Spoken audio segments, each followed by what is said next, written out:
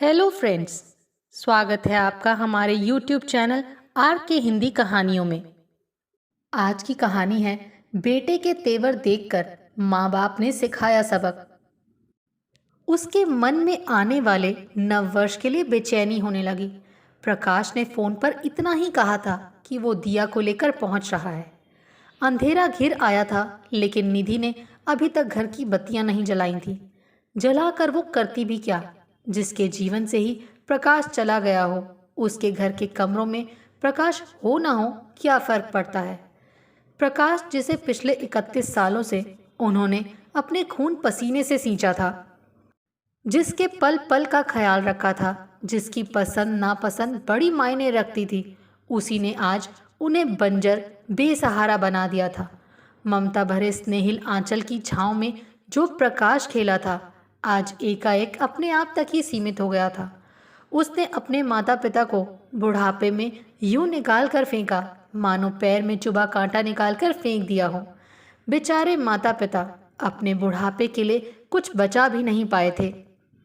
सोचा था प्रकाश पढ़ लिख जाएगा तो कमा लेगा, हमारे बुढ़ापे की लाठी बनेगा। यही एहसास निधि के लिए जानलेवा था। सारे दिन वो व्यथित रहती, उस पर पति का कठोर जीवन उसे और भी सालता। पति ने जी तोड़ मेहनत की देख उसे बहुत दुख होता। अपने जिगर के टुकड़े से उसे ऐसी उम्मीद नहीं थी। निधि को वो दिन याद आया जब प्रकाश का नामकरण किया गया था।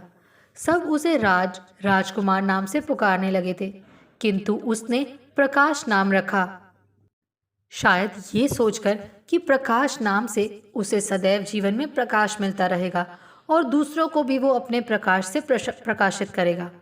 परंतु आज जब जीवन इतना गुजर गया तो अनुभव हुआ कि प्रकाश का अपना कोई वजूद ही नहीं है। उसका ऐसा कोई अस्तित्व नहीं है जैसा दीपक के साथ या बल्ब ट्यूबलाइट के साथ जुड़ा होता है। प्रकाश के साथ जुड़ी चीज़ें भले ही उसके प्रकाश के साथ जुड़ी हों, लेकिन उनसे प्रकाश का कोई लेन देन या सरोकार नहीं होता। बिना किसी आग्रह के वो वहीं चला जाता है जहां बल्ब ट्यूबलाइट या दीपक जल रहा होता है। वो खुद भी इस बात को सोचने की ज़रूरत नहीं समझता कि उसके चले जाने के बाद किसी का जीवन प्रकाशहीन होकर अंधेरे में डूब जाएगा। बड़ी नौकरी मिलते ही प्रकाश का रुख भी बदल गया था। घर, कार, पैसा उसके पास होते ही उसने अपने तेवर बदल लिए थे।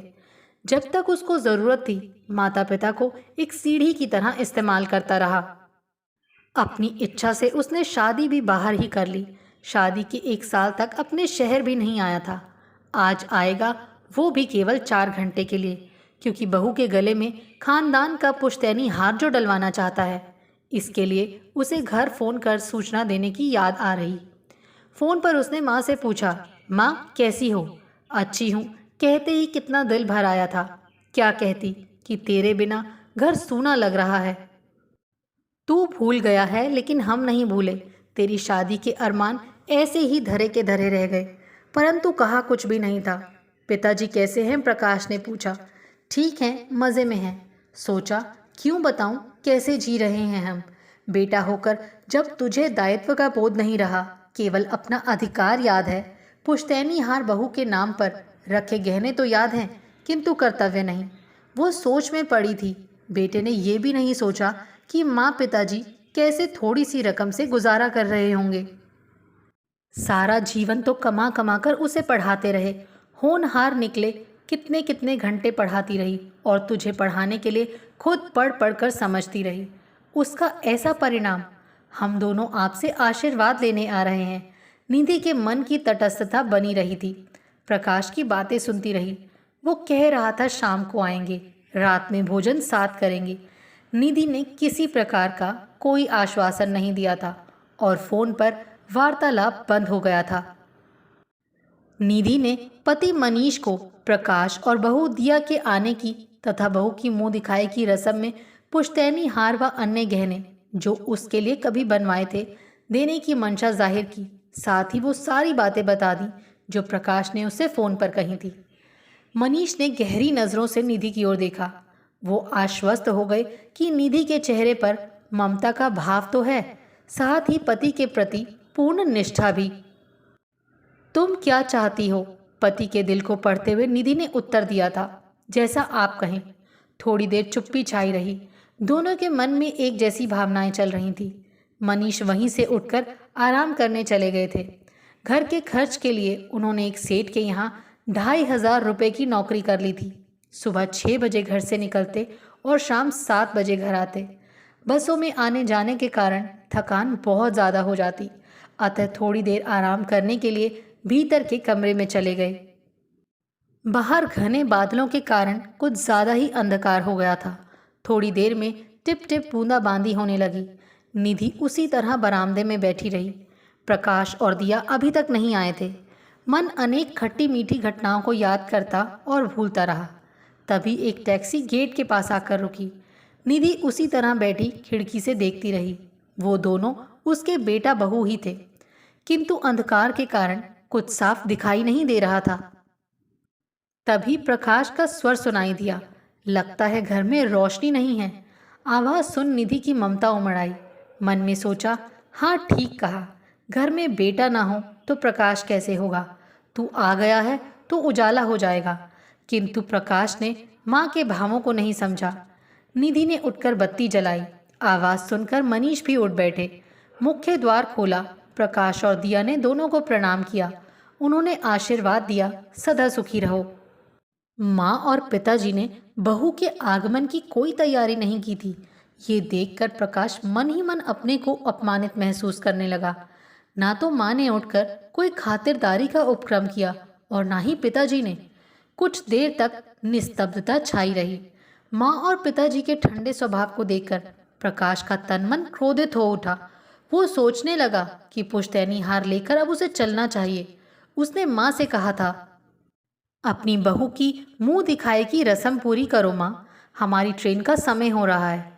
मुंह दिखाई की रस्म की बात सुनकर मनीष ने कहा, हाँ हाँ क्यों नहीं, और जाकर अपने पर्स से 11 रुपये लाकर निधि को पकड़ाते हुए कहा, निधि बहू की मुंह दिखाई की रस्म पूरी करो।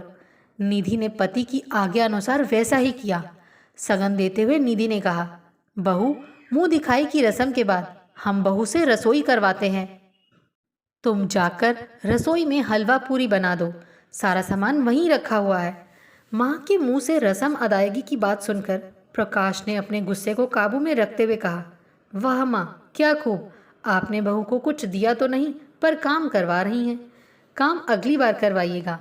प्रकाश की बात सुनकर पिता ने कहा, बेटा अगली बार जब आएगी काम करेगी, घर के प्रति कर्तव्य निभाएगी, तभी तो फल पाएगी। ये सब तुम्हारा ही तो है। दिया अभी खाना नहीं बनाएगी, उसने धीरे से कहा। दिया चुपचाप सोफे पर बैठी थी। उसने कलाई घड़ी पर नजर डाली। 8:30 बज रहे थे। उसने उठते हुए कहा, प्रकाश ट्रेन का समय हो रहा है। हाँ हाँ हमें चलना चाहिए, खाना हम ट्रेन में खा लेंगे, प्रकाश ने रूखे स्वर में कहा। जैसा तुम दोनों चाहो, मनीष ने मुस्कुराते हुए कहा। दोनों ने प्रणाम किया। माता पिता ने उन्हें गले लगाकर प्यार किया और विदा कर दिया। दोनों के चले जाने के बाद निधि रसोई में आकर सब्जी काटने लगी। मनीष भी रसोई में आ गए।